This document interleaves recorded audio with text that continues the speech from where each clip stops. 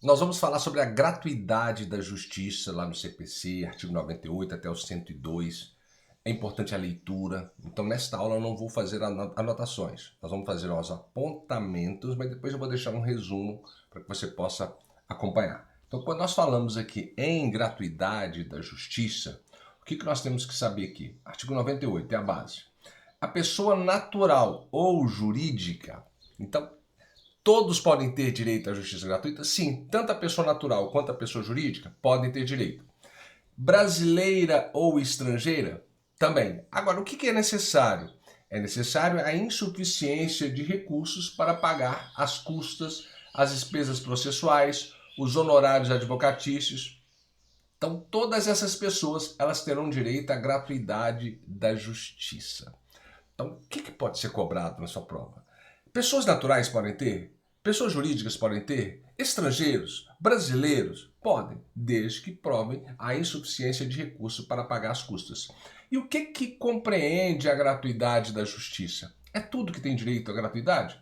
Olha aqui, praticamente é tudo que vai ter direito. Ó, taxas ou custas judiciais, selos postais, despesas com publicação na imprensa oficial, dispensando-se a publicação em outros meios, a indenização devida à testemunha que, quando empregada, receberá do empregador salário integral como se em serviço estivesse. Observe que, se você convida uma testemunha, você tem que indenizá-la, pagar as despesas para ela ir, almoço, café, isso ele tem que pagar. Então é uma indenização. Se você for beneficiário da justiça gratuita, gratuidade da justiça, você não terá que indenizar a testemunha. Ela vai receber do próprio empregador, que é o salário integral por ter faltado ao serviço aquele dia.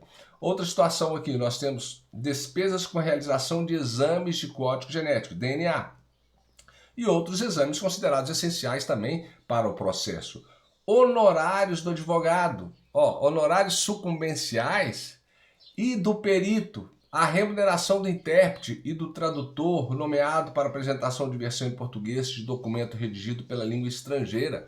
De repente precisa de uma pessoa para ser o intérprete de um documento, e quem vai pagar isso aí? Se você for beneficiário da justiça gratuita, você não paga.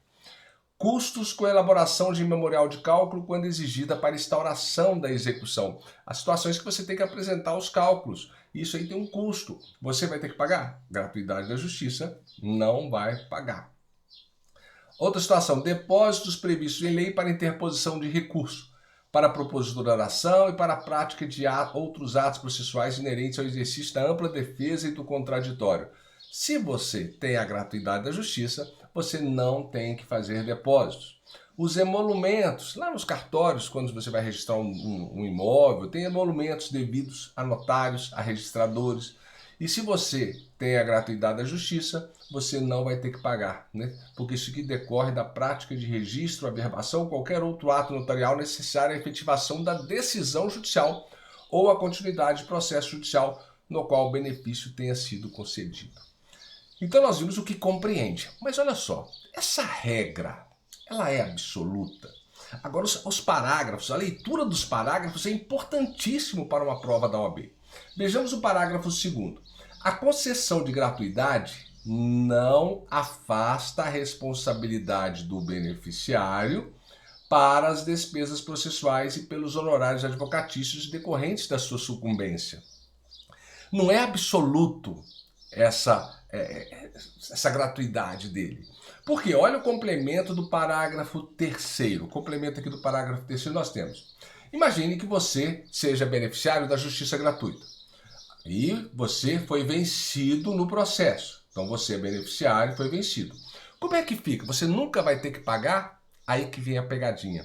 As obrigações decorrentes de sua sucumbência ficarão sob condição suspensiva de exigibilidade. Então você perdeu a ação, você deu o valor da ação de 100 mil reais. Você foi condenado nos honorários sucumbenciais em 10%. Então você está devendo para advogado da outra parte 10 mil reais. Mas você teve o benefício da justiça gratuita. Ora, se você teve o benefício da justiça gratuita, você vai ficar com essa exigibilidade suspensa. Então, a exigibilidade da cobrança desses honorários está suspensa. E somente poderão ser executadas se, no prazo de 5 anos, subsequentes ao trânsito em julgado. Então, o trânsito em julgado aguarda-se 5 anos. No período de 5 anos dessa decisão, né, que certificou, o credor, no caso o advogado dos honorários comerciais, ele demonstrar que você, que foi beneficiário da justiça gratuita, deixou de existir essa situação de insuficiência de recursos. Ou seja, você ganhou um dinheirinho, você já tem um carro, você comprou alguma coisa, você demonstra, se o credor demonstrar dentro de 5 anos que a sua situação modificou, aí você vai pagar sim os honorários. Então, aquela insuficiência que justificou a concessão da gratuidade vai ser extinta, passando esse prazo as obrigações do beneficiário. Então, ele vai ter que pagar os honorários comerciais. Observe que esse parágrafo aqui, ele é importantíssimo para sua prova. E a concessão da gratuidade também não afasta, não afasta o dever de pagar o quê? Multas processuais.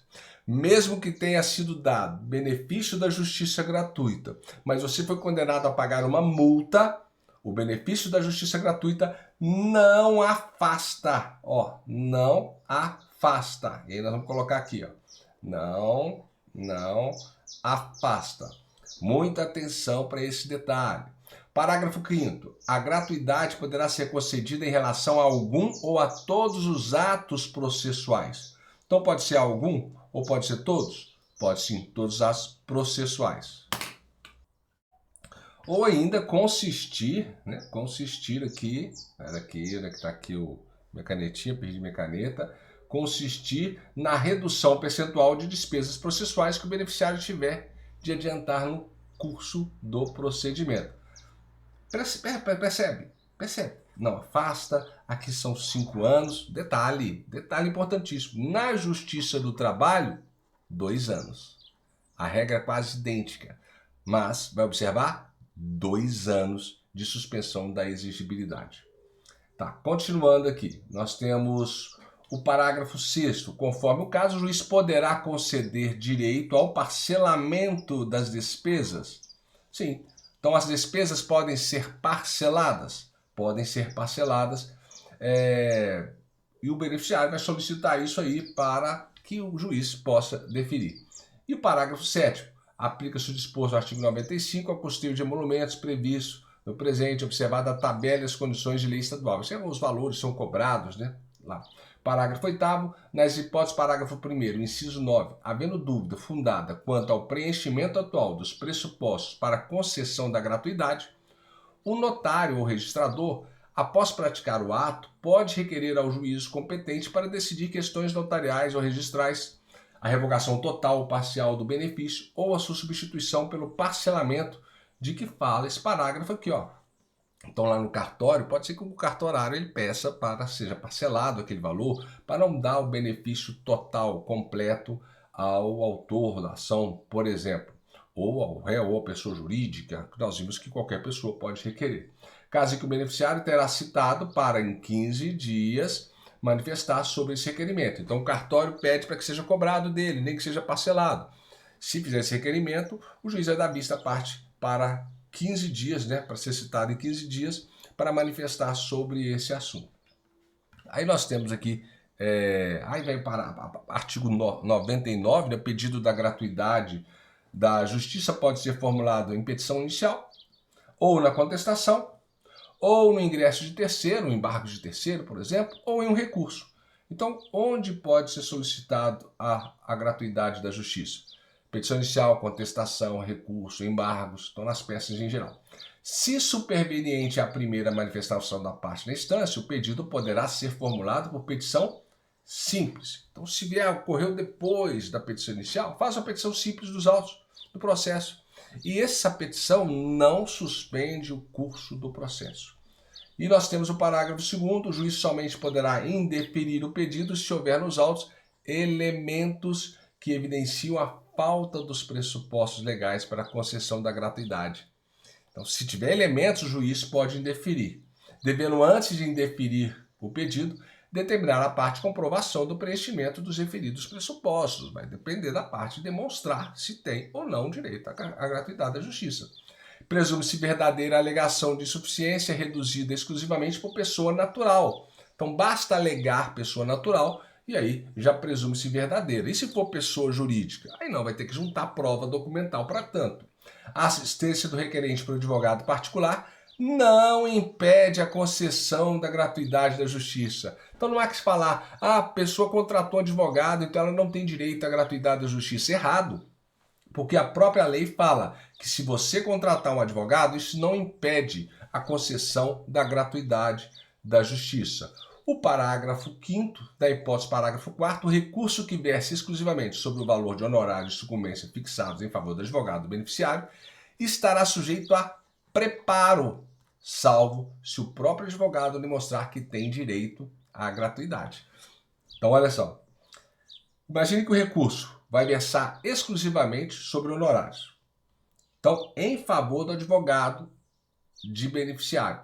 Então, estará sujeito a preparo? Tem que preparar? Sim, tem que fazer o preparo daquele recurso, salvo se demonstrar que tem direito à gratuidade. Agora, o direito à gratuidade da justiça, ele é pessoal. Ele não se estende a litisconsortes ou não se estende a sucessor do beneficiário, salvo se tiver requerimento e deferimento expresso.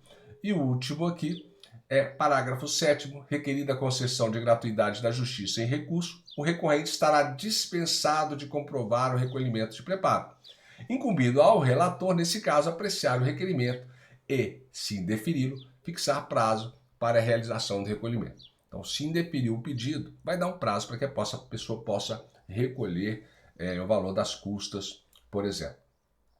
Agora, deferido o pedido, a parte contrária poderá oferecer impugnação na contestação. Então, deferiu na petição inicial, na contestação você vai impugnar, ou na réplica, ou nas contras-razões do recurso, ou nos casos de pedido superveniente ou formulado por terceiro por meio de petição simples a ser apreciada no prazo de 15 dias nos autos do próprio processo, sem suspensão do seu curso. Não suspende o curso do processo. E revogado o benefício, cancelou, revogou o benefício, a parte vai arcar com as despesas processuais que tiver deixado de adiantar. E pagará em caso de má-fé, se houver má-fé, aí vem aqui, ó, até 10 vezes o seu valor a título de multa, que será revertida para quem? Para a parte contrária? Olha a pegadinha. Não, vai ser revertida em benefício da Fazenda Pública Estadual ou da Federal e poderá ser escrita em dívida ativa. Então, muita atenção, porque se foi revogado, a parte vai ter que arcar. Se houve uma fé, vai ser 10 vezes o valor. E vai para outra parte? Não, vai para a Fazenda Pública. Agora, contra a decisão que indeferir, marca essa daí, indeferiu a gratuidade, ou que acolher o pedido de sua revogação, cabe agravo de instrumento. Mas tem exceção, porque se o indeferimento ele ocorreu na sentença, aí cabe a apelação. Então, se indeferiu no curso do processo uma decisão interlocutória, agravo de instrumento. Mas se foi indeferido na sentença, cabe o quê? Apelação. E o recorrente estará dispensado do recolhimento de custas até decisão do relator sobre a questão preliminarmente ao julgamento do recurso. Confirmada a denegação ou a revogação da gratuidade, o relator ou o órgão colegiado determinará ao recorrente o recolhimento das custas no prazo de 5 dias. Então, denegou a justiça gratuita ou revogou a gratuidade, dá um prazo de 5 dias para que possa ser feito o recolhimento. E vindo o trânsito em julgado, quando não couber mais recurso da decisão que revoga a gratuidade, a parte deverá efetuar o recolhimento de todas as despesas de cujo adiantamento foi dispensada, inclusive relativas ao recurso interposto se houver no prazo fixado pelo juiz. Atenção, sem prejuízo de aplicação de sanções que possam ocorrer. E não efetuado o recolhimento, o processo será extinto sem resolução de mérito, tratando-se do autor. E nos demais casos não poderá ser deferida a realização de nenhum ato de diligência requerida pela parte enquanto não efetuado o depósito. Então, se a parte fizer alguma solicitação ao autor aqui, não vai deferir mais nada enquanto ele não fizer o recolhimento, porque foi extinto ali. É importante a leitura desses artigos, porque eles trazem várias situações que podem ser cobradas na sua prova. Eu vou colocar um resumozinho aqui desses artigos, colocando em negrito o que é mais importante para você estudar. Mas essa foi uma aula rápida, por tratar-se de gratuidade da justiça, e como era praticamente texto de lei, eu já preferi falando para vocês os artigos em tese. Bons estudos e até a próxima aula.